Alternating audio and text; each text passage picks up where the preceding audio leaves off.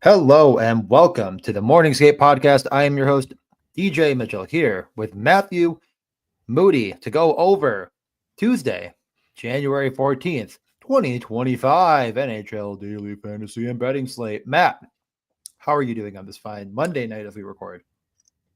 Doing well. I got absolutely slaughtered yesterday in the football streets, so things are back to normal.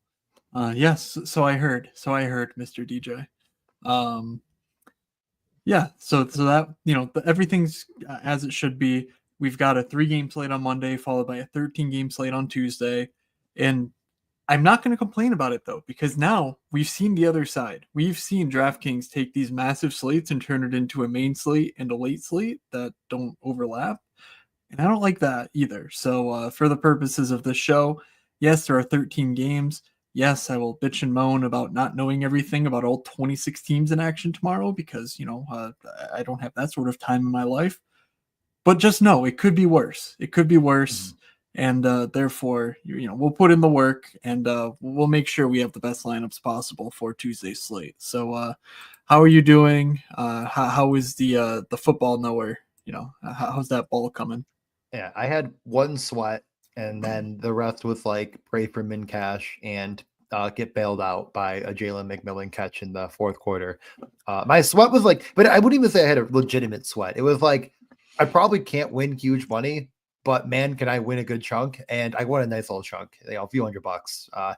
Weekend was overall a success. And I mean, I'm not trying to be that guy. Whatever. You like the NFL, watch the NFL. I turned on the Bills game. I live in Buffalo, you know what now. But that was, I think I combined watched maybe 5 minutes of football on Saturday and was like, and then turned on the hockey. And then Sunday I just watched some of the Bills. And then I was like, if I get sweaty, and I was like, well, let me just watch and see if I can min cash. And I watched the end of the Bucks game, and it's like, wow, what a instant classic. And it's like, kind of felt like a shit game. I don't know, but whatever. Matt, did you enjoy the football? There was 2 evenly matched teams playing. Yeah, not great, and everyone's like, it's fine. This is great. I was like, oh, okay, sure. One guy was reading on the sideline. Very cool stuff. The league is doing great. But we're here to talk about the hockey. Didn't really have anything crazy over the weekend. I had one slip missed by one leg, and then another slip missed by one leg, and like I said, it was a good weekend. Like I truly had a pretty solid weekend. It was just like watching you win $100,000 like 2 weeks ago. Now it's like, oh, I won a few $100s, and you're just like, oh yeah, pennies, nice. But they keep bets on the table, those wins. Yeah. So just I got to hit something big. So we might as well just do it tomorrow on the NHL. What really matters most. Are you ready to get right into things, or do you have anything else you want to, any housekeeping or nonsense or chit chat before we get into it? Speaking of nonsense, it is tennis season. I know not many people overlap the NHL and tennis DFS communities, but if you are playing tennis DFS, we do have a Discord channel. I've been trying to get my model up and going. I've been trying to make it more automated, honestly. But there's a pretty big contest tomorrow. I think it starts at 8 o'clock or so. And it's 8 p.m. I should say, because it's the Australian Open, and I think it's 20K to first. Yeah, 20K to first tomorrow. So if you're playing that, pop in the Discord, and I'll post. I'll post what I use. I'm not a very successful tennis DFS player, but I at least built something I think is pretty cool, and I share the output of that every so often. So for these bigger slates, I think there's another one on Thursday. I'll share that, and if anyone wants to play around with lineups or whatever, that's one way to do it without needing to subscribe to whatever tout service you choose. So just a little FYI for the people. Yep. I mean, all sports are in there too. I like getting in the golf chat once in a while and shooting the shit about golfers that I hate that will inevitably win. This tournament I'm already dreading coming up because it is a putt off. So if you want to tilt golf as well, if you want to tilt other sports, maybe people are talking about them. I don't know. I like the golf. I like the hockey. I am that guy, I suppose. So yeah, let's get into it though. Before we go and make this a 3-hour podcast, we have 13 games. I'm obviously not going to read through them all. We're going to go game by game. starting with the first game on the daily fantasy slate, which is Tampa Bay and Boston. It's a 5.5 over under, -122 on that over. Tampa is a slate road favorite at -125. This game is, I don't know. I feel like every slate we just go, I don't really want to play this team. I don't want to play this team. Like at some point, I do feel like it's a 13 game slate. You know what I mean? So that does change and make it a little bit different. But like, I kind of just want to play Pasternak. I think is really what I want to do. And at 8,400, like this massively reduced price, I don't know if I'm going to get there. But my question to you is on the Tampa side, which we're going to talk about first, like let's just say you're going to work in the vacuum if I'm playing Tampa tomorrow. Like, how the hell do you build? I mean, this has to be the most expensive 3-man stack we've seen in a long time. Yeah, I mean, it certainly is. The problem is that for Boston, it seems like as Jeremy Swayman heats up, he's got a 911 save percentage in his last 10 games. Their defense is getting worse, which, maybe not the best combination, but it does sort of go to show that maybe there's some interplay there where if your goaltending sucks, you just can't generate that many expected goals because the first one goes in. I don't know. But it's really interesting from the perspective of Tampa that like their matchup looks pretty solid, even though Tampa themselves has not been generating tons of offense. Boston's been allowing a lot, but they're just not letting in any goals, and Tampa's not scoring any goals. And so, we're faced with the situation where let's go to Tampa. If you're on the YouTube, by the way, of course you can see the visuals, but if you're on the pod feed, there is a YouTube accompaniment. It's live on DJ's YouTube channel, linked in the description of the show, where you can see what I am screen sharing, where basically, like you say, the top line is doing everything, but they are 26K. And Brandon Hagel, who is maybe the best forward on the team point per dollar wise, is not on that line. So it's very tough. I don't think I can do it. It's honestly maybe just if Swayman's going, this Bruins team is operating as expected. That's maybe what it boils down to. And it just, the pricing makes it so difficult. You can't do anything until these guys get cheaper. So I wouldn't even do a Kucherov one-off. Like I would just play Hagel as a one-off if you really want a piece of Tampa. But yeah, I don't know. Any interest in a Victor Hedman shot prop there, DJ? Not again. Not again. I mean, I think the Tampa side is, like I said, it's interesting in theory, and then when you actually try to put a lineup together, you're building something that feels like it can't win. And I know, again, I mean, Boston's last game, they're coming off of giving up a 5.5 expected goals against Florida in the win, but like you're saying, it was kind of like, that's something Florida can do. Like maybe Tampa can kind of do it, but I don't think to the same extreme because I don't think Tampa wants to play that exact style. I just doubt it. I think I'm fading this game probably, but on the Boston side, we did get, Pasternak played a bazillion minutes to 25 in an overtime win. That overtime went right to the end. Like it was the final second goal. My God, Matt, stop talking. I know someone in the chat mentioned tennis, and I know you like tennis. I don't know. I didn't know who this was. Look at him. That's I've never heard of young man right there. I've never heard of, like, you could have told me that these were just made up people, and I would have said, yeah, sure. I'm not even going to try to read the second name. Back on track here for a second. Don't sidetrack me. Can you please try, DJ? The thing about Pasternak, and I mentioned this last time, and it's once again holding true, is that even though he doesn't actually correlate with Morgan Geekie on the power play, he does because he never leaves the ice.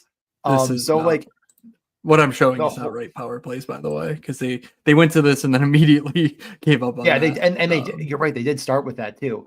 But Geekie scored on the power play. Pasternak was out there, and Marchand. Like those guys barely leave the ice, but Pasternak definitely doesn't. It's like I think there's dumber things in the world than looking at Geekie, Zacha, Pasternak on the slate in general, but we're going to get to a lot of good games and a lot of good spots, and finding this cap is a little bit tough. Yep, that's it for me. I don't think Boston Tampa is a game that I really want much of a piece of. I'll point out that Oliver Wahlstrom is actually trending up. He's the minimum salary. Of course, long-term trends look really good with him because per minute he's decent. Secondary power play time, he's gonna shoot when he gets opportunities. Vinny Lettieri is a guy who's been around the league. Obviously, he's not on the DK slate, and he's more of a playmaker anyway. But he's like a really like he's an offensively slanted player. So like maybe if you need a punt, Wallstrom makes sense.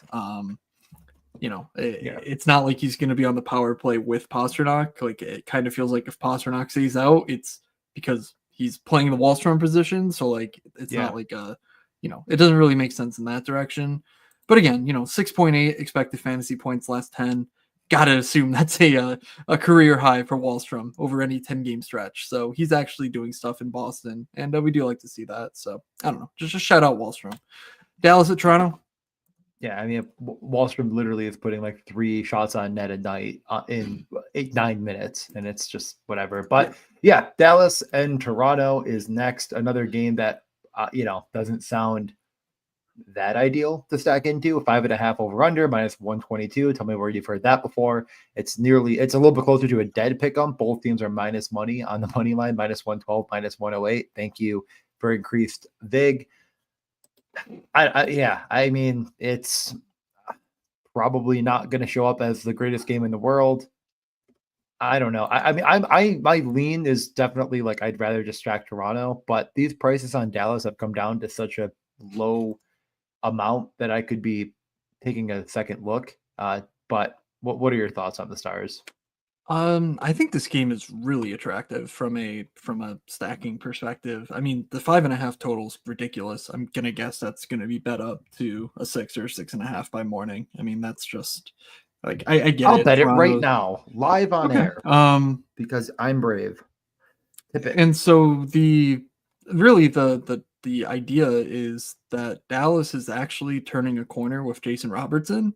The team itself isn't scoring a metric ton at the moment, but like I think it's coming. I mean, Robertson is on one of his better runs. I mean, definitely his best run of the season. I would say it's one of his better runs of the last 2 seasons. So like, yeah, he needs a little bit of help from Hintz or Dodonov or Ben or Johnston. Like one of those guys sort of needs to get going with him because Miro Heiskanen's just not doing it. Only averaging 7.7 fantasy points per game over the last 10. But like J-Rob is actually getting there. He's 6,100. This Leafs team, the overall matchup looks pretty good from that perspective. And the top 2 lines in Dallas are very concentrated because I don't think we're going back to the Stankoven well until he proves he can score on an NHL goaltender. It just seems like he can't do that. And then on the Toronto side, of course, we have Matthews and Marner playing with Steven Lorentz, which like it's not great. I don't love that. But like Nyes, Tavares, Nylander, they're all together. They're all power play 1 correlated. We even have the second line of McMahon, Domi, Robertson, all second power play correlated. This line stack, I believe, put up a combined 50 the last time these 2 teams played in Dallas about a month ago. And yeah, so Robertson put up 18. Domi had, I think, 8. Domi had 12, and I think McMahon scored twice or something along those lines. Where basically this stack actually got there against Dallas last time, and they're gonna be unowned and super duper cheap. So if you need to fit in some alpha studs, I don't mind taking 2 of them, be it Domi, McMahon, some way to just get a game stack in without having to play Austin Matthews. I think makes sense. But for sure in this game in general, it's Robertson for me. So what are your thoughts? I do like this game. It is. I mean, the over looked really nice. I kind of was.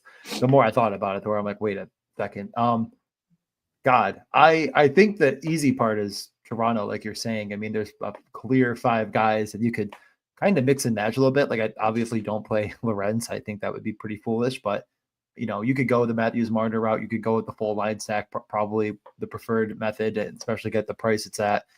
Dallas, I think every single slate I look at, I just go, which one?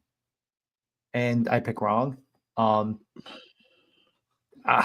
the power play is a bit of a mess. It's,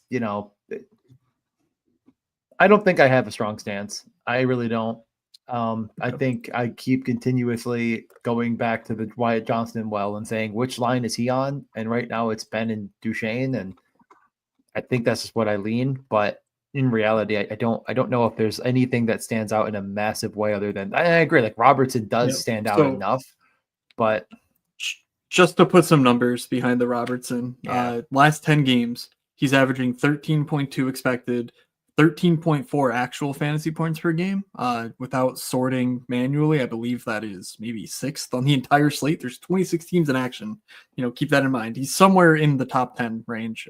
If you probably better if you condense it just the wingers, and he's 6,100.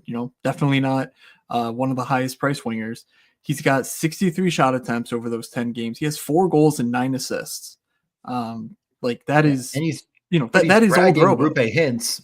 He's Yeah. dragging Rupe Hintz from his expected 6.2 to 8.5, and it's like, so what? You just play Robertson one off as a bring back? Like, I don't know. I find it Yeah, I mean, difficult to actually, yeah. The Donov, Okay. 9 expected fantasy points, 10 actual fantasy points per game, 3,400. You could play Robo with Harley. You can play him with Muro. Like, Yeah. I don't think they're going to be paired together in this matchup, but like, Harley's going to see the ice a ton, and so is Miro. And just getting exposure to this Yeah. game, I don't think you can get a defenseman in Toronto. Maybe OEL with no Jake McCabe still. He's seeing a Yeah. minutes boost and some secondary power play time. But again, it's a 5 forward first power play, so like not a Morgan Riley slate in my estimation. No. But yeah, I think there's a lot of values Yeah. that sort of make a game OEL stack of this type work. 23 minutes, and we know when those minutes get up there, he will shoot, he will block. Yeah. He kind of does it all. I mean, he missed the net 4 times last game, 2 on the power play. So when he gets that role, even a little bit, that they're trying to feed him for shots, which does make sense. So yeah, I mean, there's a lot of way. We're spending a lot of time on this game. I truly believe this is one of the better games on the slate, like you're saying, especially because if that total doesn't jump up from 5.5, and again, if it even goes to 6, I don't think people are going to be aping in because there's 26 teams playing, and I don't think it's the most enticing. Whereas this next game, I do think we'll see some level of ownership. We have San Jose going out to Detroit, as you're showing here. Well, I mean, the game looks bad, but people are going to play Detroit. No, I understand. I'm sorry. I mean, I apologize in advance. People are going to be playing Detroit. I will not be one of them because the math is saying Detroit's really boring, and they want to be boring. But you pull up the prices, and outside of arguably not even correctly probably priced Dylan Larkin, I mean, the results speak for themselves. Like, I don't know if there's one player in this game that I'm like, yeah, you can't fit that guy in. I mean, there's a couple guys that I don't really want to pay the price for, but I don't know if there's anyone that's like truly like, how could you possibly? Yeah. So people are going to play this in droves. Like, people are going to be just giga smashing Larkin, Raymond, and probably Mo Sider to some extent because they're playing San Jose. 13 games, they can get away with it. I'm not going to be stacking here just because, again, I think this will be one of the chalkier stacks. Yeah. Detroit's on a 7-game win streak, I believe, and that's almost entirely through their power play. Their power play is otherworldly right now. Over the last 10 games, they have let me just see what I'm looking at here. Over the last 10 games, they have 14 power play goals. They of course are shooting a 27% on the power play, but 14 power play goals is going to get it done no matter what league you play in, I suppose. And they are playing the Sharks, who are maybe an NHL team. The Sharks might be without Fabian Zetterlund. They might be without Alex Wenberg. Will Smith practiced in 2 places in practice, so not really sure whether he's with Granlund or Graf or Cunnin or Goodrow. But assuming Wenberg draws in, this is my best guess. Unfortunately, Dylan Larkin is now up to 7K. It's still probably underpriced for what he's been up to, but we just talked about Robertson, who is in a matchup I like better, in an environment I like better, 800 cheaper, different position, but it's at least noteworthy. And DJ, I think we're gonna get William Eklund power play 1 and line 1 with Macklin Celebrini and Tyler Toffoli. That is how they practiced. What is the shot prop going to be? I mean, they might bump it up to 1.5 minus 150 for the over. I mean, it's just been a slow crawl, and Yeah, it's a race to the to the betting slips every time I see yeah. uh, I was just ridiculous. about to. I was just about to mention, yeah, Wallman back and in the revenge spot of the century here. Oh man, yep. Um, I mean, they really were like, "You hit the gritty, now get out of here." I'm pretty sure that was the exact quote. Don't quote me on it. Um, I probably like in DFS, I'm probably not going this route. There's bets to be had. I mean, it's a 6.5 for a reason plus 102. Detroit's gonna have a massive implied team total. It's probably through shots. Yep. It's probably through Eklund for me. I mean, those expected in actual fantasy numbers are ridiculous. And really, that's my only interest in DFS is like, could Yeah. I play William Eklund? Yeah. Yeah, I mean, oh my God, I have 115. Come on. Oh boy. I just want to pull it up really quickly since he's been back. Like what because I mean the thing about him is it's been not really the most volume I've ever seen. It's just he's such a gifted player that he gets into so many positions to shoot with Are you saying very that the little props are already posted for tomorrow? on BetMGM, I suppose. I don't see Oh, it on DraftKings. okay. Okay. Eklund, Yeah. yeah, he's shooting about 4.5 attempts per game. 70% of them are getting on net, and like that. Just if you watch him, it's just he's always around the net because he's just.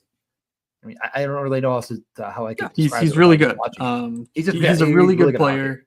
He's an average type shooter. So like, it's not like we're gonna get him Ovechkin level over 3.5 minus money. One of the like, no, but it's just value. And so that's why we continue to insist on him in the prop streets. I mean, for DFS, so this line, again, Eklund, Celebrini, Toffoli's, we expect it to be line one and power play one tomorrow, but keep in mind there's a lot of uncertainty with the way they practice today. That line totals 14.7K. Like, we're talking about a top line in Detroit, even with Marco Casper on it, who we'll talk about in a second. It's 700 less than that top line for Detroit. You add in Jake Wallman versus Mo Sider, we're talking about 1,000 less, and it's going to be dramatically less owned. Um, Yeah, I don't know. I'm certainly heavily considering it. We should point out for Detroit, Larkin, Raymond, Casper is what we're expecting them to go with. Kane, Kopp, DeBrincat, and Berggren, Comfort, Tarasenko. Like we talked about, Larkin's the one driving the bus for this team. Raymond's not doing much, but Raymond's Raymond, and if he gets opportunities, he will score. And so when the power play is shooting 30%, he will certainly be involved in that. So 6K for him isn't great, but it's certainly fine, stacked with Dylan Larkin. Marco Casper, we've talked about a few times on this show. Recent top 10 pick in 2022. Hasn't shown a ton at the NHL level, but he got moved up to the top line with Larkin and Raymond. Of course, he has a pretty decent prospect profile, being a top 10 pick and all. Not my favorite play, certainly not a guy I want to bet on with ownership coming. But if he gets secondary power play time, like I think he got an empty net goal or assist the other day, so like he's being used in those types of situations. I would certainly strongly consider him. I wouldn't just like X him out. If you go, I don't recognize this guy, like just play Larkin Raymond. Because it's a 13 game slate. I don't think ownership can be too out of control. The last time I said that, Columbus one came in at 50% owned. So maybe everyone thinks the same way I do, and just the obvious jam spot in Detroit. So anything else to say about this game, or move on to the next? Yeah, we can move on. I bet. Well, I mean, double check tomorrow though. There's some. I know you mentioned the Lions, but there were some injuries that could be changed for San Jose. Like it sounds like Granlund could potentially, not Granlund, Wemberg and Zetterlund are like potentially in. So keep an eye on stuff. But my bets will probably come through Eklund. The next game is move on my way. Seattle Pittsburgh. Yeah, Seattle Pittsburgh. Yeah. That's one of those games where no one wants to click on these buttons. I can already see Matt's lineup with Pittsburgh one tomorrow. It's going to be just wonderful. Well, 6.5 over under plus 105. Pittsburgh minus 135 favorites. Matt. Yep. Pittsburgh, we're expecting them to not have Evgeny Malkin. Worth noting, Michael Bunting missed last game. He was in a car accident on his way to the arena. One of the odder situations we've seen, but apparently he was fine. Obviously, just a little shaken up in that, I think Rob Rossi or someone was like He was like, yeah, I drove by it and there was like clear, the cars were totaled. So like, I don't know how that close to arena. I don't know what's going on in Pittsburgh, I guess is my point. But somehow he was in a pretty gnarly car accident and like, he's fine. I'm expecting him to be able to play on Tuesday, but just keep an eye out. If he misses, obviously, we would expect what we saw last game, which was Russ, Crosby, Raquel, Hayes, and Carlson. They did lose to Tampa, so if Bunting's back, they might just do the power play up again. But it's really tough to trust the Carlson Grzelcyk shit right now. Without Malkin, it's kind of like you can't trust Erik Karlsson because if he's not playing with that top line on the power play and at 5-on-5, like he's completely screwed. Like at least with Malkin in the lineup, it's like, yeah, there's some chemistry there. They've shown flashes of being really good together. So it doesn't really matter when you play Erik Karlsson. But if he's, very much dependent on being tethered, as long as Chris Letang's in the lineup, that could change at a moment's notice. So I'm a little leery on it. I don't think I'll just be giga smashing Pittsburgh 1 or anything. They're 21.6K. But it's an option, for sure. It's a good matchup. Seattle's not very good. They gave up 6 to Detroit just Sunday. So, far from a Grubauer didn't have it. No, I literally like it was one of those things where I was like, oh crap, I missed that game. I was just honestly playing Zelda. I didn't even like think to check if there was a game at like 1 on Sunday, and I looked and it was 3-0 already, and I was like, oh my god. Not what you want to see. I can't imagine people are going to have a ton of interest in the Kraken. It's a little sloppy. Like I kind of want to start to take a look at Bjorkstrand. Bjorkstrand done stuff is something that I'm like, maybe. But Bjorkstrand's kind of been coming up in price as the role's been just kind of there. Like, I'm not. I guess the point I'm trying to make it really in general is, I don't really know who, like, is the guy that feels like you need to consider having on this team. No one's role seems safe. Nope, that they change. Like these lines, just every time we pull them up, they're just all different. And I don't know. I don't think I feel good about stacking anything here. It's cheap. Yep. I just don't think it matters to me. No, I agree with that. This team is just not good enough to warrant consideration on a 13-game slate. So let's head over to Anaheim and Washington. I haven't seen a Troy Terry update. There were, I believe, by all accounts, the baby that he and his that his wife had is healthy, but he's spending time because it's still in the hospital. So like I don't know when he'll be back. He's obviously missed a handful of games at this point. So I don't think we can assume he's back until they tell us he's back. And obviously they're still across the country. So I just don't know the status of Troy Terry. That obviously matters a lot because how they beat Carolina the other day was Vetrano, Strome, and Robbie Fabry.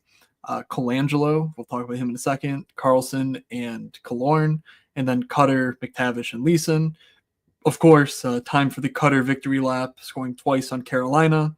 We knew this was what he was going to do. Just don't look at the other 40 games he's played so far this year.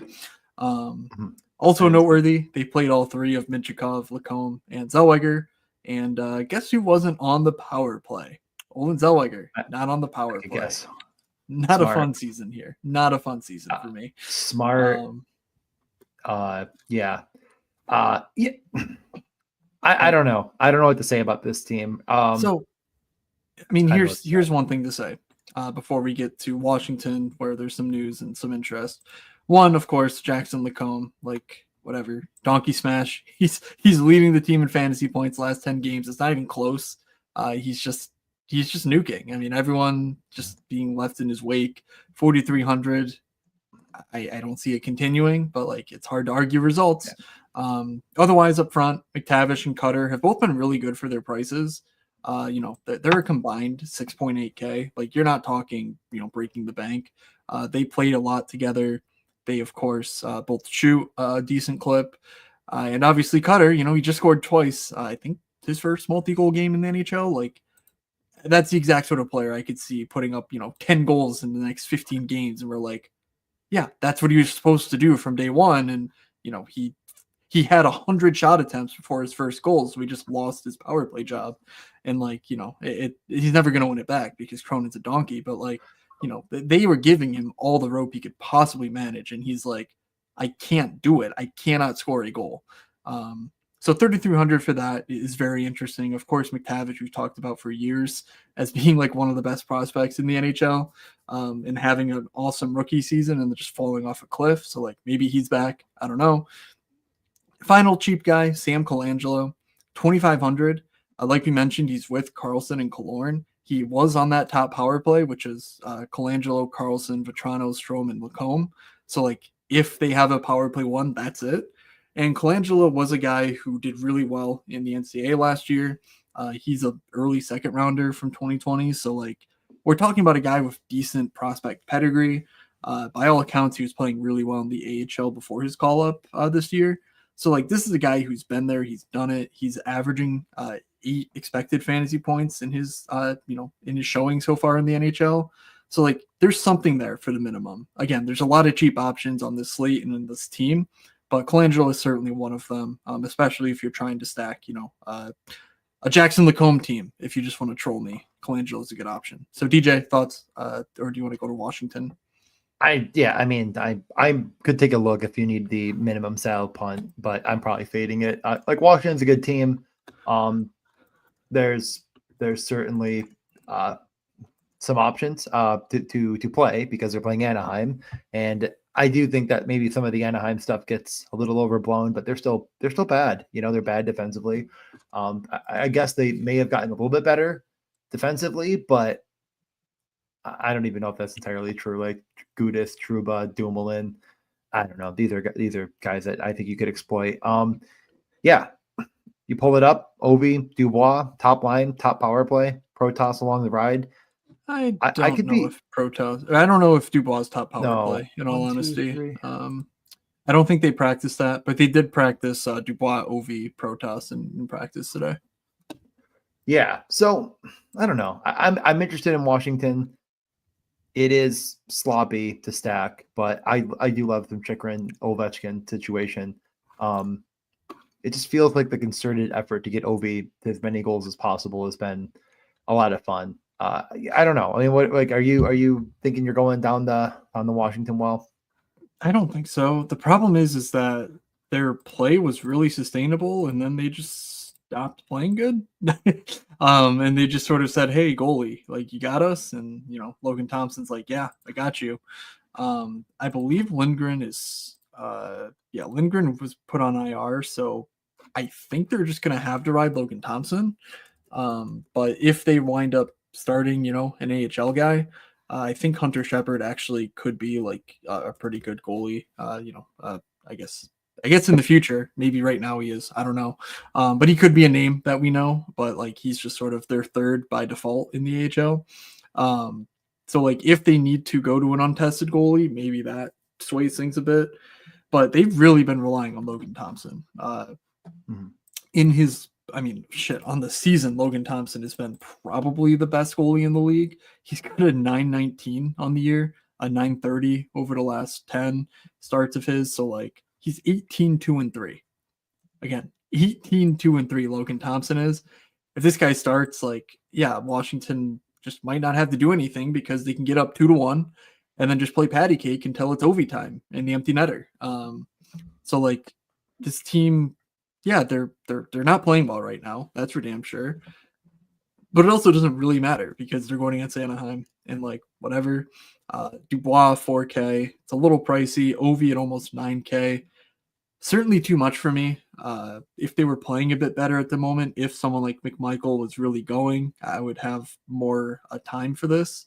But I just don't see it personally. Even Jake Chychrun, 5,700. It's just a lot to pay for a guy who's not the focal point of his team. And I just don't think that Chychrun is sort of the focal point defensively with John Carlson in the lineup. So, I guess I'm out on Washington. I think it's fair. I mean, there's really not a ton to uncover here. It's hard to stack them and feel good about it because it's kind of the top producing players are spread a lot around the lineup. And Ovi exists to score goals. So at 9K almost, it's getting pretty priced in. We can move on if you're ready. I don't really have anything. I like it fine. I like Washington fine. It's a good matchup. I do think that people will look to it because it's Anaheim. And I probably will just get off it because it might feel like it's getting steamed ownership wise, but we'll look at it. I'm not sure if there's anything like super relevant for betting or anything. So we can move on to Philly on a back-to-back at Columbus. Philly just capped off the win against Florida, come from behind victory. They're going to be road dogs plus 100 and a 6.5 minus 110. So far, our highest total on the slate. It's the Torts Bowl. We lest we forget, it's the John Tortorella Bowl. It's the Ivan Provorov Bowl. It's everything you could want and more. That 6 over-under feels a little bit fishy with the back-to-back Flyers and two teams that don't mind blocking pucks, but Zach Werenski and the boys are just scoring 10 goals a game every single night, and that's just the way it's going to go forever, I think. What sounds about right. You know who did get there last time out, and I only bet 2 of the props I bet the night before was Adam Fantilli, who scored, had 5 shots, played 17 minutes. He's up to 4K. That's probably not enough.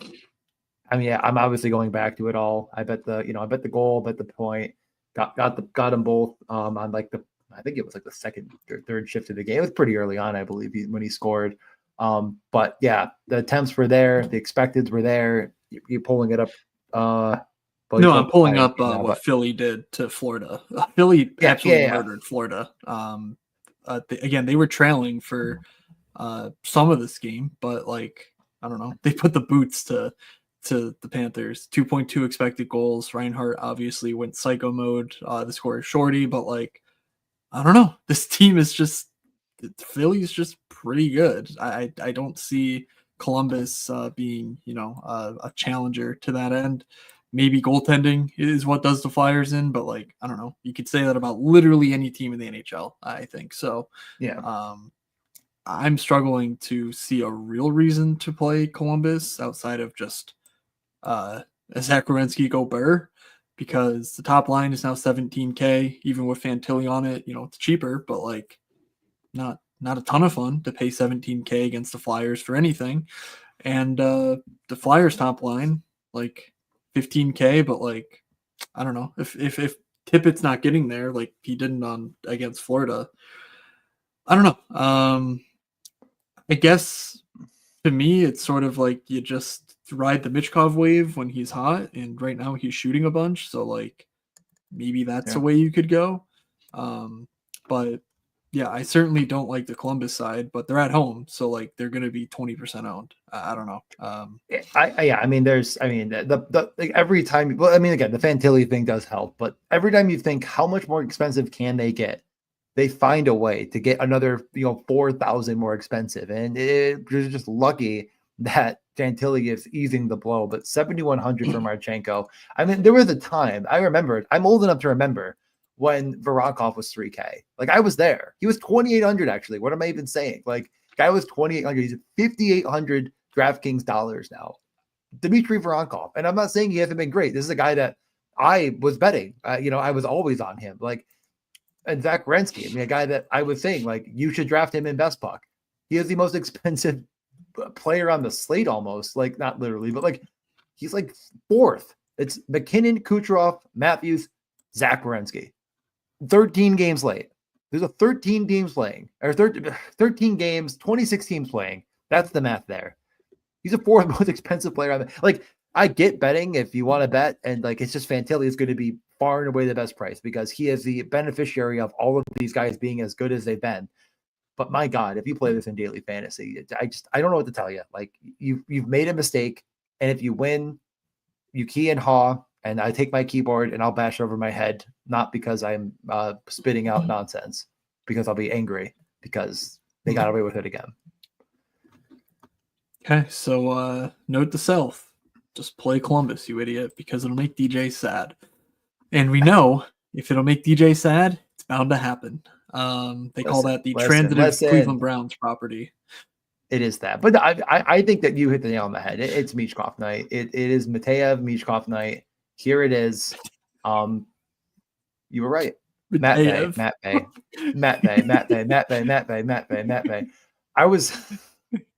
I was reading another name while I said it. Okay, I was reading what's the I can't even. Oh my God! I'm Wait, so wait, lost. no. I want you to say it. I want you to say it. No, I don't want to say it now because now I'm embarrassed.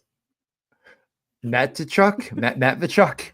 How do you say his name? The defense, whatever it is. I was literally looking at his name, and then I said Matt Mitchkov, and then I totally messed up everything, and then my brain broke, and I can't actually say the other guy's name. Denton. I can't even try. I was like, can you say it for me now? I'm I can't do it. Denton Matejchuk. Matejchuk, yeah. I've said his name before accurately, and now my brain is broken. Right. Yeah, but the point I was gonna actually go to to say DJ is back from Marco. All right, DJ, go ahead. Whatever. I mean, could you? Yeah, I wasn't really going to talk about him. I was just looking at the last game when they won 2-1 and did absolutely nothing and got pretty much steamrolled by St. Louis. But of course, they win because that's just the Columbus experience. Honestly, and I loved it. It's great for the league. I think it's a great story. Everyone's having fun. It's good. I'm just not playing him in daily fantasy. There you go. I am considering the Flyers, and I'm definitely considering one-off Michkov. Whatever you want to call his first name. I call him in the lineup. All right, cool. Let's go on to Florida, New Jersey. We're not even close to out of the 7:00 window, I believe. So no, isn't this the first game out of the 7:00 window? 7:30. What was it? 7? Is it 7:30? Yeah, it's the first 7:30 game. Yeah. All right, cool. Well, that's great. Florida, New Jersey. Florida on a back-to-back, of course. I have not run this to update for the Philly game. I imagine they'll look a lot worse. New Jersey's looking pretty good defensively. Can't imagine I'll have a lot of interest on the Flyer side of the house. For New Jersey, I suppose you could maybe make an argument that they're in play, given the back-to-back for Florida and whatnot. No Ekblad also for Florida. I know he's been in and out of the lineup. He did not travel on the road trip, so he will be out. Leaving, Nate Schmidt on the top power play and, Nate Schmidt in your top 4 and more Nate Schmidt is not good for a hockey team. So maybe there's something there to say. But let's look at the actual players themselves. DJ, what are your thoughts on Florida first and then New Jersey? Stacking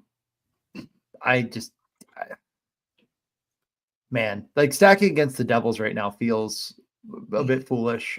They've been fine. I think a back-to-back Florida team is not what I'm going to be putting all my cap towards. I mean, Reinhart is clearly the engine that drives this bus towards success, and 8,300 on a back-to-back against the Devils to me just doesn't quite get me where I want it. The thing is while it's a little all over the map, playing the best plays, again, I'm not including Nate Schmidt in that, on the Panthers is basically the same price and same production level as Tampa 1.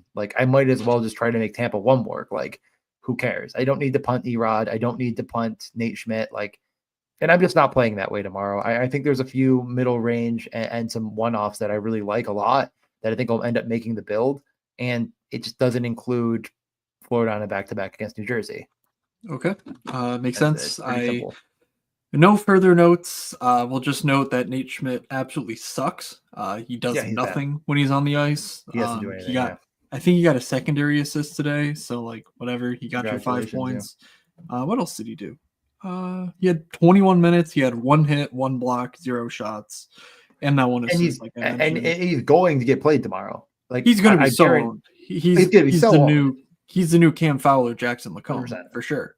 The Optos are going to see this, and their pants are going to be full of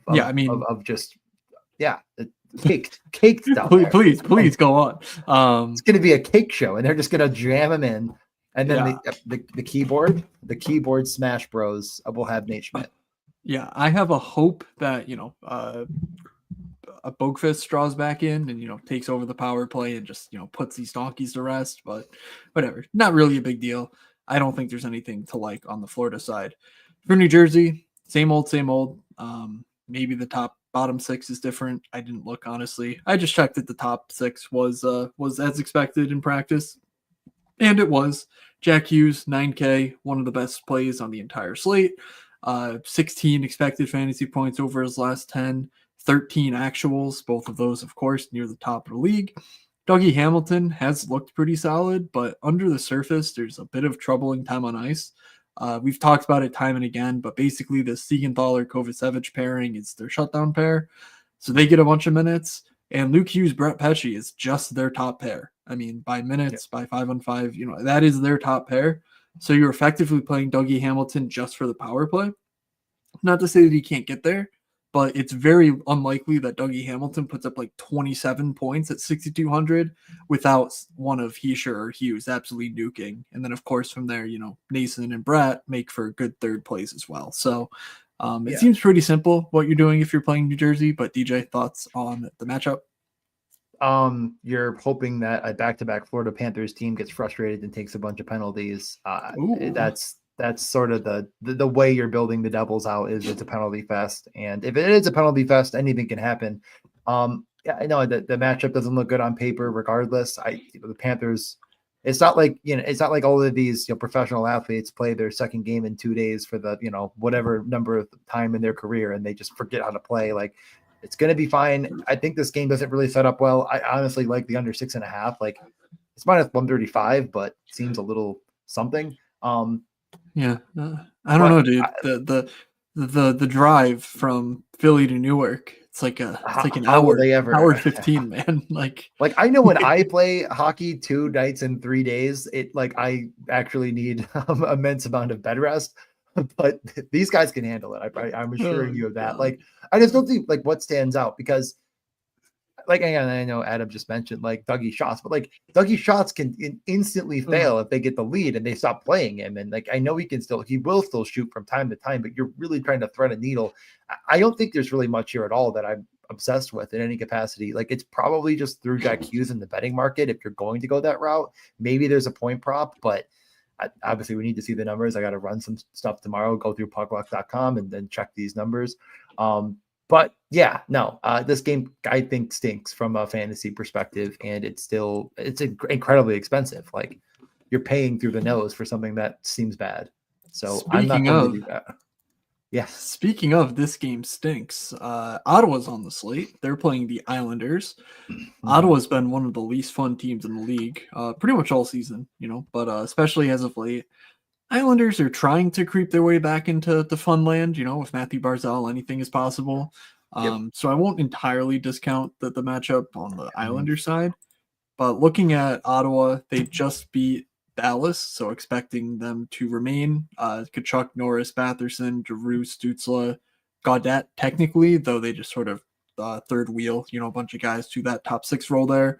And then Cousins, Pinto, Greg as the third line. And again, with some of those rotating through guys, because this fourth line just doesn't play. Highmore, Ostapchuk, and Zach McEwen.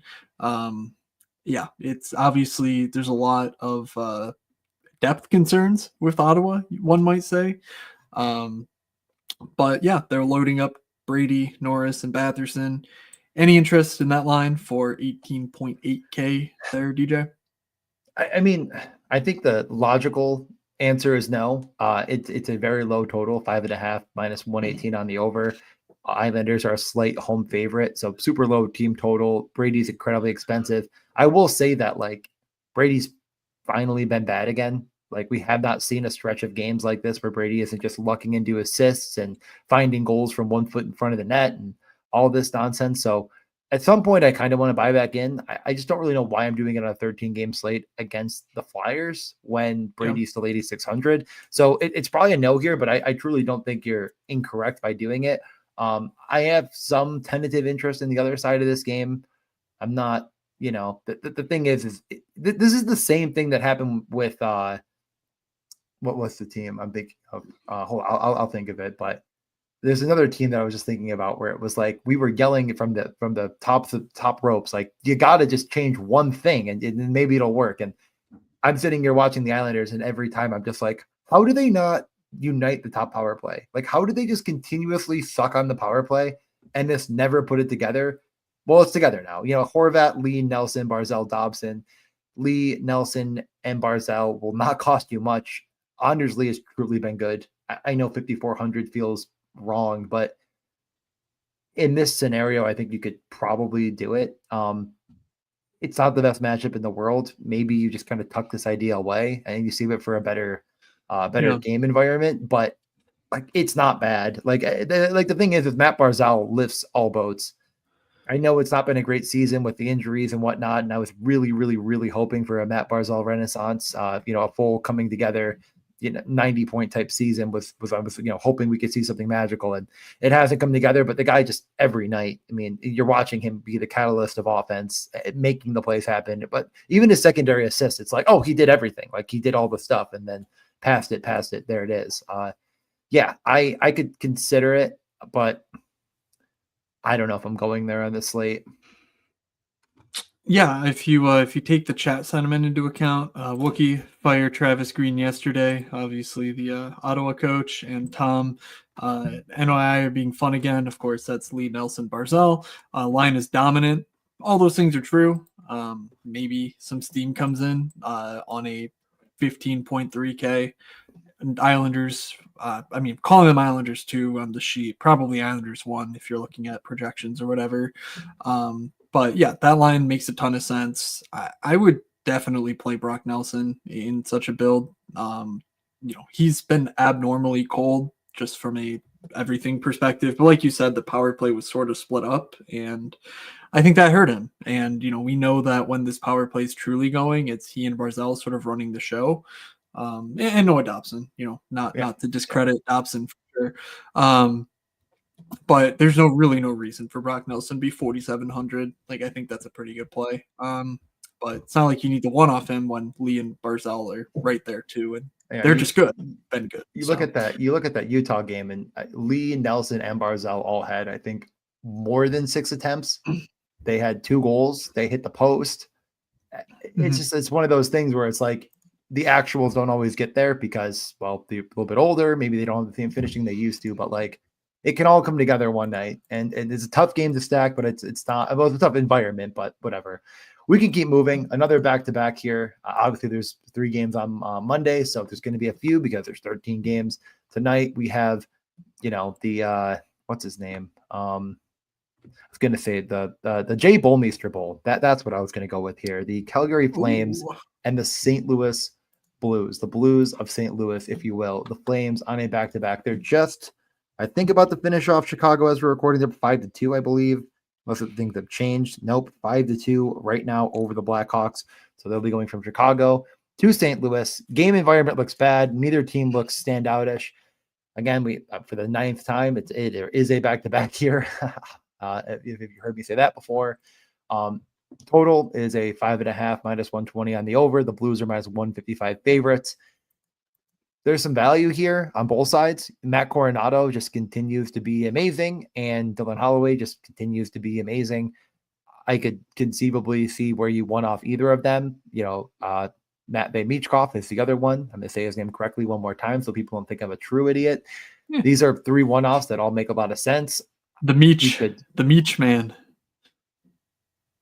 Michkov? What was that say? Is it me? Yeah. Just okay. I haven't. I'm not fluent in Russian like you. My bad. Well, all right. I haven't. You said I am going to say it correctly, and then still proceeded to butcher the name. So had you not, said that, I wouldn't have said anything. But because you said it, I had to then say something. Maybe you should go ask him exactly how to say his name, and I'll get on Rosetta Stone Russia. Anyways, okay. The Flame side of the house, whatever. Let's get to the more important side. Anything? I don't know if we have anything on the Flames. I mean, yeah, I didn't update. Obviously, Zari's hurt, that's changed a good amount on the Calgary side. I wanted to see how they looked in Chicago before I said anything here, but it does look like that on the power play 1, we have, of course, the Uyghur on the point with Huberdeau, Kadri, Coronado, and Sharangovich. So it looks like Kadri just replaces Zari on the power play 1. And let's see. Did they Pospisil? Yeah, it looks like Pospisil gets the he got ejected. He got ejected, so yeah. Okay. Yeah. Well, in the first power play they had, Pospisil was on the second unit, so maybe that's a guy. But Yeah, Connor Zari's injury was really gnarly. Really Yeah. unfortunate stuff there. But it does mean that they basically have two lines now. Sharon Govich, I'm sorry, you've been banished to playing with Jacob Peltier and someone named Karens. I literally don't know who that is. I did not do my research before the show, but yeah, he's done stuff. I think he has 2 points tonight. One, two, yeah, 2 points for someone Yeah. named R. Karens. So good job by you, Mr. Rory. Oh, Rory. What's up, Rory? Good to see you. Do you have anything? Yeah. Do you have anything to share with us? Uh, seventh rounder in 2020. Fine AHL stats. Nothing really. So sorry, Sharon I will. Govich. Yeah, I will say You're that really cheap. the 32 Thoughts podcast talked about the Zari injury, and it while it looked really bad, it does sound like they're getting a lot of positive news that it's probably not like a season ender, but I cannot imagine he'll be back. Very, very like tomorrow or today Yeah. if you're listening to it on Tuesday. But like I would, I do think that actually, I mean, because it looked like he probably tore something but hopefully. It looks like he broke every bone in his leg, but okay, yeah. Yeah, they're saying like it doesn't seem like there's any major damage to the ligaments at all. Like it's not torn, Okay. it's not Well, good whatever. for So him. I don't know. I mean, yeah, I also thought like that's done, year over. So Yep. good for him. Back to the Coronado, yeah, Kadri, move on. St. Yep. Louis, they moved Neighbors up with Thomas and Bushnevich. They moved Sod back down. So I'm not sure what that does if the power plays, readjust to account for it, or if Neighbors sticks with Shen, Kairu, Holloway. I have no idea. Are you really trying to find out to spend 15.5K with all the 15K lines we've talked about to play like a Dan Vladar in a road Calgary team?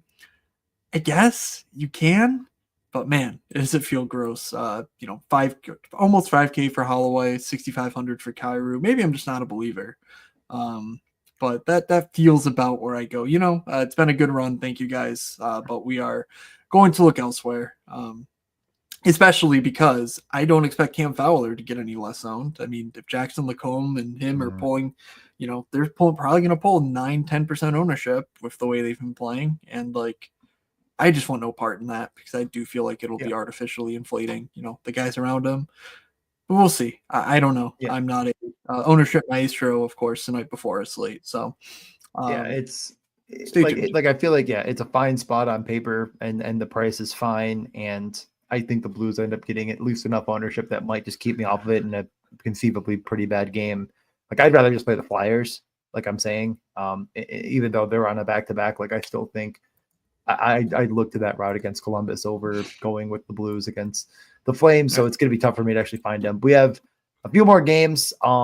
Vegas and Nashville is next on the radar here. Eichel was out on Sunday.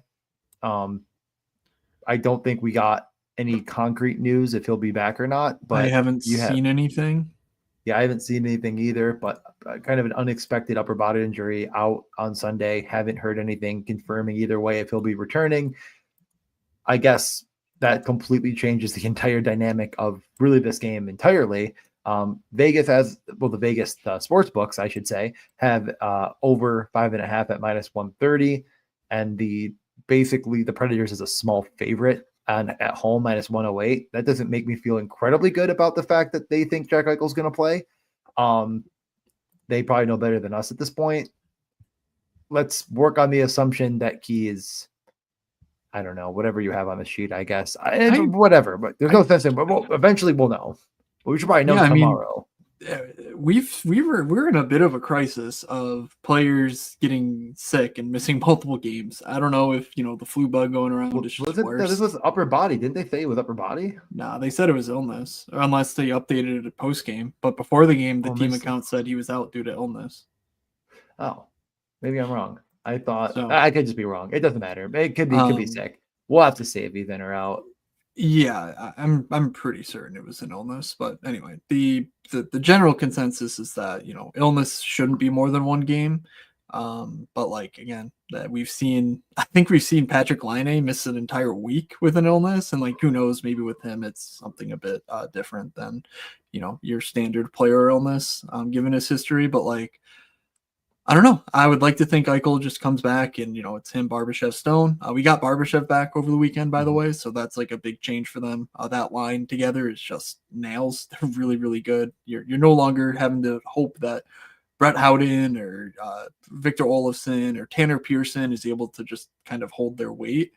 You get an actual guy who's been there with Barbashev.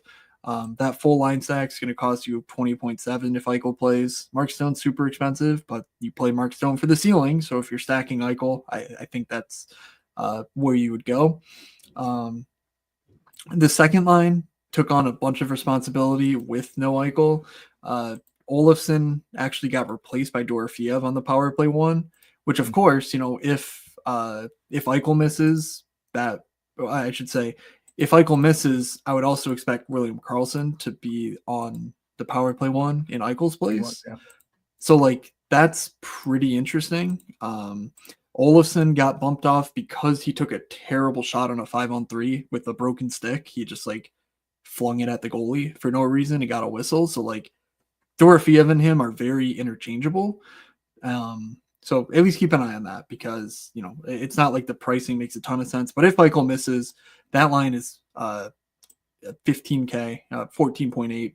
And if Eichel misses, Dorofeev, Hurdle, and Karlsson should all be power play correlated. Against Nashville, that's a no-brainer. So keep an eye on the news. Vegas 1 is fine. Vegas 2 is a smash if Eichel misses. And I don't think anything else. Anything else for you? No, I agree. That is an incredibly good line if Eichel misses. And if he's in, we'll reevaluate. Nashville, I don't freaking know, man. Can we just have a moment of silence for Steven Stamkos? Rest in peace. He's gone. He's gone. I don't know. Steven Stamkos has left the building. He is now Colton Sissons. Like, that's just who he is now. I think he has 25 shot attempts over his last 10 games. Like, just ungodly stuff for a guy who presumably, can still shoot the puck. He's just not doing it. Let me just actually pull it up to make sure I am. Yep. It's just sitting next to Ben Chirot, Jacob Pelletier, Adam Larson, Matthew Olivier. Just the exact company you want for your 2-3 turn best puck pick. 22 shot attempts his last 10 games. Just great job by everyone. Really well done. Listen, there are some takes we had that we can certainly break an arm jerking ourselves off over, and there's some takes that we had that certainly didn't quite get there. But this is one that, Matt, you were just like apoplectic that people were taking him legitimately at the, like, they were like, I have Connor McDavid and Stamkos, perfect, there he is, and it was like you were definitely the leader of the don't draft Stamkos in the second round camp. Then again, really no one on this team has gotten even close to there. Forsberg hasn't done it. Yossi's fallen off the face of the earth, and team's bad. I don't know what to tell you. They are. Forsberg has still been pretty productive. He's averaging. Yeah. He's got 2 goals and 11 assists his last 10 games. Like we said, Steven Stamkos isn't scoring. Forsberg is basically a miracle worker at this point. So I don't know. That's fine. Marchessault, I think, is actually stepping up a bit as of late. He's been certainly a guy that we've sort of had in the Steven Stamkos camp, but he's turned his season around a bit.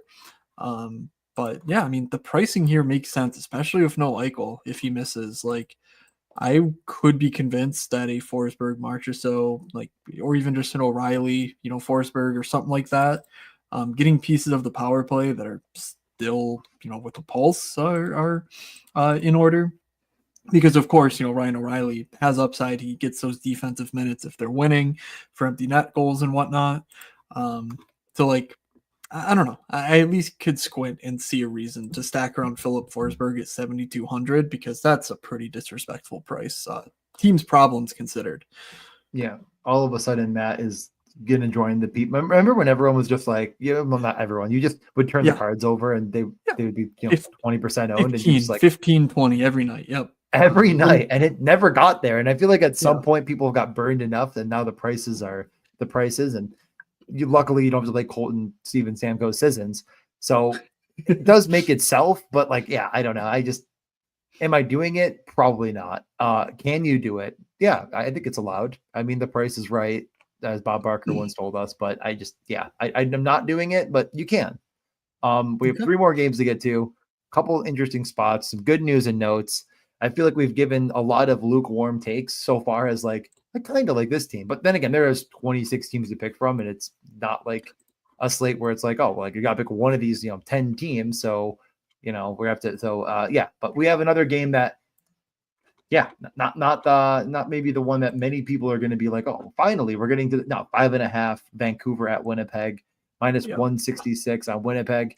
If there's anything I'm certain of at this point, the sports books are no interest in allowing people to get a good price on Connor Hellebuck in net, which is probably going to be the case here. I do think Vancouver's played well without Hronik, and man, you want to talk about a player returning that does actually make a difference. And Philip Hronik to me is one of those guys. Like, I keep thinking about like, man, Detroit looks good, but could they ever use Philip Hronik, who they traded away for it? Not a lot. Love that he's back. It only helps Quinn Hughes even more, who is too expensive at 8,200, but we'll move past that. All of this to say, in reality, I'm not all that interested in this game, and I don't know if I'm even looking at Vancouver as a stackable option, but I like Vancouver. I think, again, like the price is interesting. There was 140 here in this game, but like whatever. It's a bad game. Go on. The talent sort of stands out as like, oh, this game isn't the worst game. But then you look at the actual like the index that I'm showing here, like the rainbow. It's awful. It's literally the slate's worst game. Like, I did not sure I saw that coming when I was just thinking through the slate, like setting things up. But like neither team is scoring, and both teams are very much not allowing anything defensively. So like, I mean, that's a good thing, especially if you're saying Vancouver's been really good defensively and they're adding Phil Hronik. Oh, Winnipeg's been pretty good defensively and they've added Dylan Sandberg the last couple games. Those guys make a difference for them defensively and I think offensively. So like, at least we're seeing what is close to like a final form for these two squads. But man, it's really tough to find something to like. I'm not confident that the lines that I have for Vancouver stick. We saw, of course, that Hronik's returning, but I don't know about Besser, Miller, Lekaramaki. I don't know about DeBrusk, Pedersen, Garland. So those are my best guesses. Nobody there really stands out to me, though. So I'm just going to move on to Winnipeg, unless you want to cut me off and say you like Vancouver.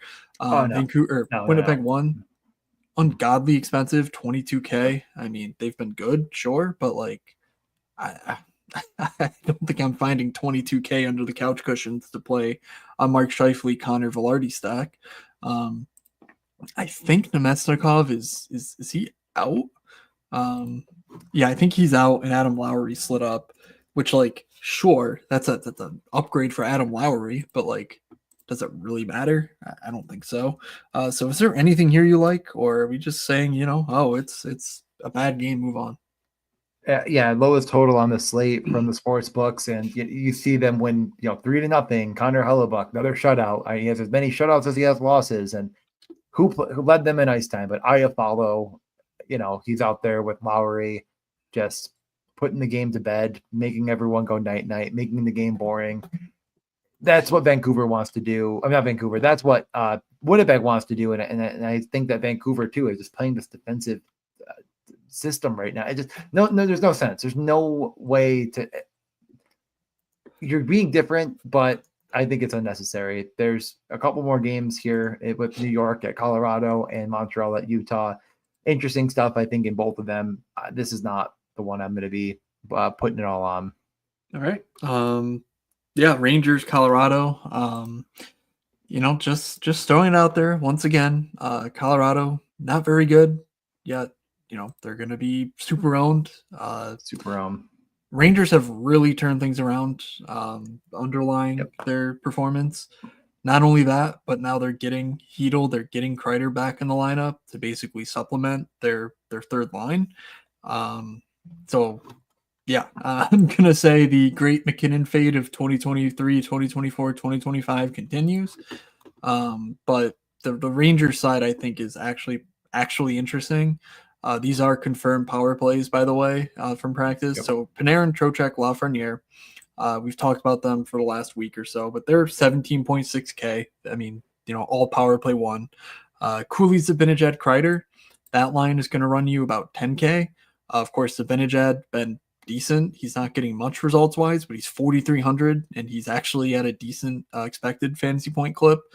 Adam Fox, 5,300, rounds out that top power play. He's just been really good. He's actually shooting. He's blocking shots, like very un-Adam Fox-like. He's just not getting points, which is even stranger because like that's the one thing he's been reliable for. Yep. And finally, this third line, Kaliev, Hedel, Chris Kreider. Both Hedel and Kreider is myth time, but like they've both been pretty good. I have no idea what to expect from this line together, but for 10K, I'm willing to take a chance if I desperately need, a cheaper filler stack. So yeah, I mean, I think those three lines all have some level of intrigue in them. And yeah, is Igor back? I guess I should know that, but that's the final part of the equation. He played against Vegas and won. So okay, yeah, so he is. One would assume that his one goal against Vegas would indicate he has played, and is he back? Is another question. I will just say that like my preferred build tomorrow is stacking Trocheck, Panarin, Lafreniere, and McKinnon right now. The reason for McKinnon, even though I understand that it's 10K and this and that and the other thing, is just I really like some of these wingers I mentioned as one-off pieces. I'm going to look at what it would be like to put in Rantanen instead, because I don't think that there's a massive difference in the upside you're getting. But I think trying to get Matvey Michkov in, or like Matt Coronado, is just going to be better than what you're going to find at center at a similar price. I do see that like Drouin could fit the build as well. Instead of playing Coronado, maybe you played, Drouin, and now it's kind of getting into a situation where, I'd love to get Rantanen in, but can't. I do think that that's my preferred outlook on the slate. I know it's, again, a lot of lukewarmness. Another 6.5 total. Colorado is a favorite, minus 175 at home. Not that surprising. I think what will surprise people is, well, not surprise people, I guess, whatever. I already said I was going to do it. But I think, stacking through the Rangers and then hoping that you get the game script to go your way. And now McKinnon is shooting 10 shots on goal. He gets 2 points. He separates away from the field, but the Rangers got there to make that happen. Like that's sort of like this, I guess the way my brain's working right now about the slate is a couple one-offs with a game stack here. Call me crazy. Call me the shipper, because I'm shipping. I'm a little distracted because I just got an alert that my local Acme, the grocery store nearby, a man exposed himself and is refusing to leave Acme Markets. Just absolutely love the Citizen app. It's just and incredible. We're not leaving the show early for any other reason. It's not that. We just got to cut it right here. Yeah, for unrelated reasons. I really need some milk. All right.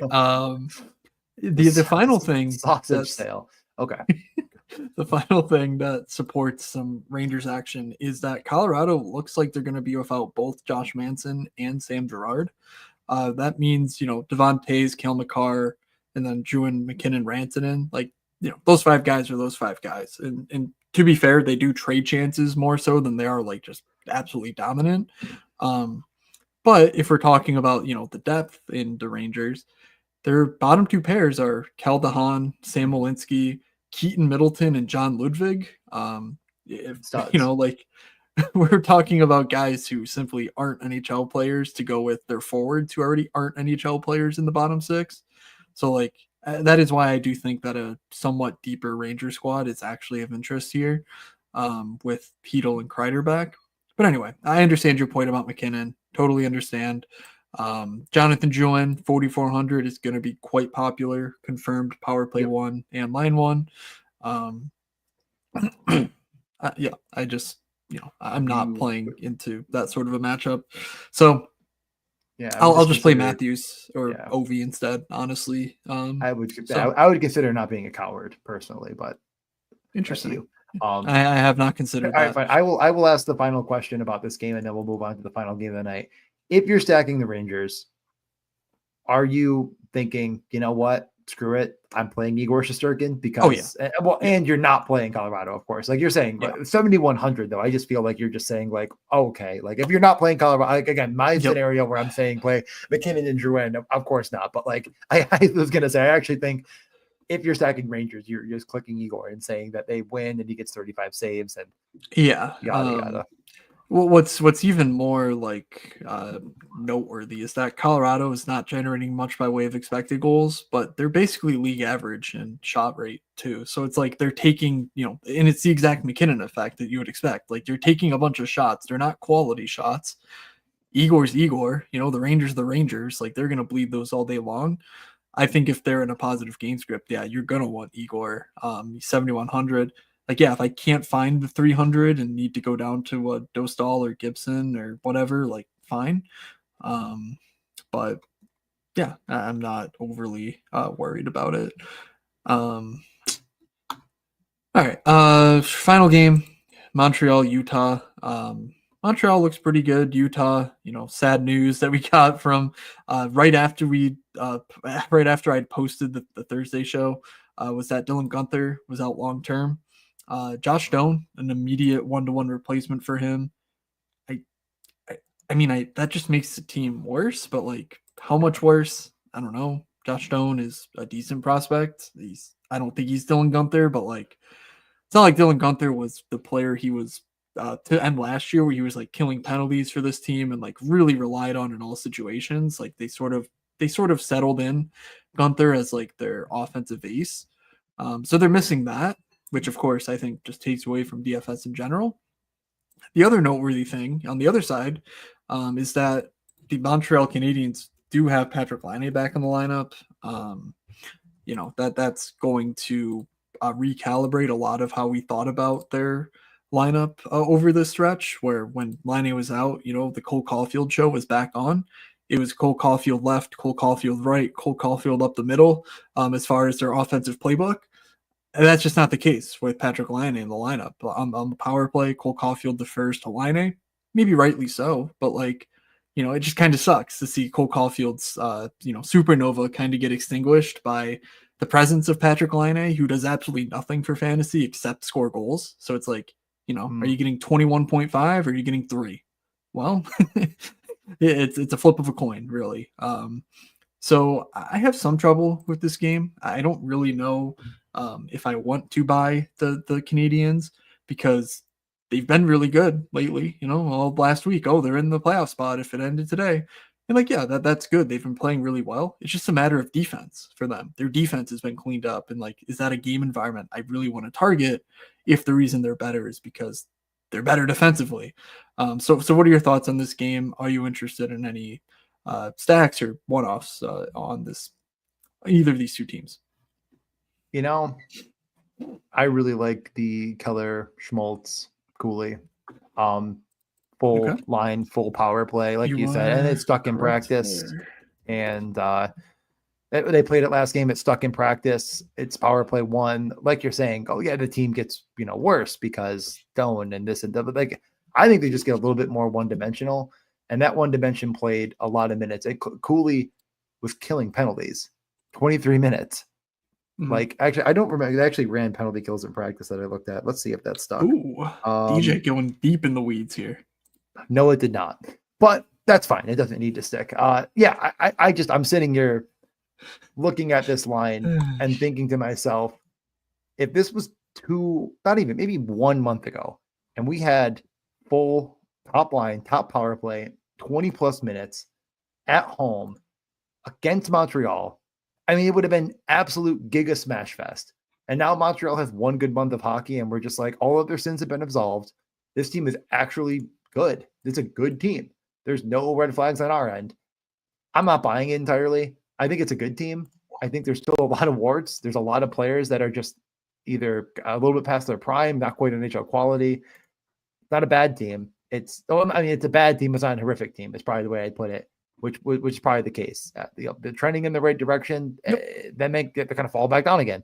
I think you could absolutely. So DJ is saying that the the Rocky Mountains, maybe Montreal's a bit more of what they showed in the red here than they've been in the blue stretches. So Yeah. yeah, I mean, very Dr. Jekyll, Dr. Hyde type season from the Canadians here. It is, and again, like we're playing daily fantasy, we're playing one game. I think that they have one of the higher probabilities of giving up a 7 spot, and that 7 spot is going to come very much through the Keller Cooley Schmaltz train. I'm high on it. I mean, again, like from a betting perspective, take a look at Cooley tomorrow. Take a look at Schmaltz. I mean, Schmaltz for a goal. I find this interesting for sure. I think a lot of people will glom on to Doan because his price will be crazy, but like he's playing 13 minutes. And it's not playing 13 minutes. Yep. The Keller, Schmaltz, and Cooley. And again, I do agree with your sentiment on Montreal. Really hard to stack to success because they spread the wealth too much for kind of 5-on-5, and the power play kind of just makes it hard to feel good about. So give me final note supporting Utah here. John Marino appears likely to return. He was an off-season acquisition for them, and it was like, actually, John Marino's not going to play for us. And it's like, wait, what? But now he's here, and he's obviously going to need some time to get ramped up and be a part of the systems and whatnot. But like, this is a guy who we're looking at it like, yeah, this Utah team added NHL quality defensemen and Mikhail Sergachev and John Marino. And here's the second of that bunch. Obviously, Sergachev has been a strong success, and he's the 1A. But there was a real possibility coming into the year that John Marino was even more impactful because of his defensive prowess. So again, not expecting the full package, right away, but maybe Marino is a guy who think get a lot of value out of down the stretch. So worth noting that we are expecting him to make his debut here. I guess I'll just read out the other two because they redid all their lines, of course, after Gunther went out. So I just updated them accordingly. But Michelli, Hayton, Josh Stone, McBain, Bugstad, Kraus, and Kerfoot, Stedland, Carconi to go off that top line you mentioned. So decent amount to like on the Utah front. I don't disagree with you there. Yeah. All right. It's funny that I get super excited, and I'm just gonna say it. My top 2 stacks are New York Rangers 1, Utah 1, right at the end of the slate. Saving all that PMR, just sitting there thinking man. I still have a chance until Larkin scores a hat trick. Ovi puts it in this second empty net goal, and I'm just like, darn it. But yeah, I will just give that away right here. Those are my top 2 stacks. Interesting. All right, then. I will go with I'm going to go top stack, Jason Robertson, Rupe Hintz, Evgeny Dodonov. You could, of course, mix in Thomas Harley as you wish. And then second stack. Oh, man. Yeah, I didn't give my slate recap yet. Thanks, Marco. I mean, like I kind of just did. I kind of just said I don't like a lot of it, but I love these last 2 games, and there's a lot of good one-offs in between. You know what? So, the chat sold me the MSP Steam play of the night. Anders Lee, Brock Nelson, Matthew Barzal. We saw this line go hog wild with Horvat and Lee flopped last year, or flipped last year, I should say. And Barzal's back. That line's going to cost you 15.3K. We talked about all the 15K lines on the slate. I think there's some reason to believe that just ownership doesn't get there despite the MSP donkey steam that we're going to give it. So let's go Lee, Nelson, Matthew Barzal for my second stack. A lot of I don't think massively high owned stacks there. Like I think those are all very good pivots away from the ultra chalk. So I would say all good on my end. Guaranteed goals, brother. We're talking tennis again. We're going back to the tennis well. Tom Olson says, I'm still rattled Moods does not know Fernando Verdasco, even if he's joined me on the NYI1 train. I go to Google. He reached his career high singles rating in 2009. How old do you think I was obsessively following the top 10 of the tennis rankings in 2009? Like I was barely in high school. Like, what are we talking about here, bud? Of course, I don't know who that is. It would sound to me like you're a fake fan. That's what at least I'm hearing personally. But it's okay. You know, you could be a fake fan. That's Oh, I'm fine. sorry. He's coaching Alejandro Davidovich Fokina. I mean, I know who that is, but like, I don't care about who their coaches are. Come on, man. Come on. Okay, I okay. gave you it. I gave you it. People need the slate recap and they need the guaranteed goals. That's what All they right. need in this world. And I will say that, like, I think there's obvious pivots on Vegas that we just can't say if we don't know Eichel, because like I would just say like there's like 4 guys on Vegas that are probably gonna be smashes at their value, but regardless, well, I'm probably gonna avoid them. Matt, are you ready for the guarantee goals? Though I believe you should probably go first, considering I've Yep. took I'm taking William Eklund. We are waltzing to the books. We are jamming his shot props like always, but we're also jamming his goal prop tonight. No red flags.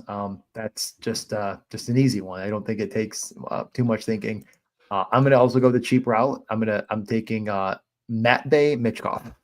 Oh boy. All right. That gives me 7,400. Yeah, a couple cents it there. I don't even know what is Eklund. Eklund's price is like what, like 36. 36, right? Okay, I was gonna say something like that. Jesus. So for this range, a few good options. But I'm going to take Philip Forsberg. Wow. It's time. Forsberg's just been awesome. And even if you're betting against Nashville, you're not betting against Forsberg. We proved that by taking, 12, 13, 14% Philip Forsberg in bets puck, even as I was sitting here saying Stamkos was a donkey play. It's time. 7,200 Forsberg, disrespectful. Time to get that goal. I'm going to take Brian Rust as my other guarantee goal. That he's going to see so much opportunity. That is one that puck luck seems to just every single night absolutely love. I'm gonna roll with it here. I was actually about to say, I think I'm just off Hagel. Hagel's another guy that I think it could be a bit sneaky. Like he has been ultra producing. There's a couple huge games in the mix that are kind of standing out, but Rust in this matchup, with the role he's getting, like the 20 plus minutes tied to Sidney Crosby, I think that might get overlooked here. And I definitely think if you're stacking Pittsburgh, Crosby, but Rust is right there with him. You just that stack is also great. And I think the more we went through this slate, the more I was like, maybe that stack won't be owned.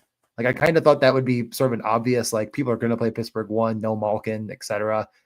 Man, there's a lot of stacks that feel like they're going to get some ownership, and there's some, some decent steam and some not steam. There's decent cheap, like ultra cheap options to afford the McKinnons of the world. I wonder if Pittsburgh actually gets there in ownership.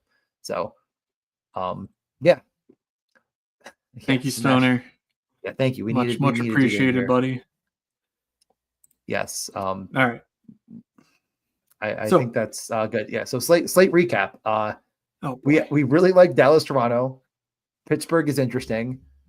Flyers ? A lot of garbage between 7:30 and 8, and then 9:00, the big bonanza Eastern time, at least the Colorado Rangers and the Montreal, Utah. So there you go. The recap has been recapped.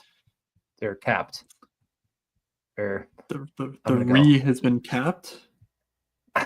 Please end the show before I talk again.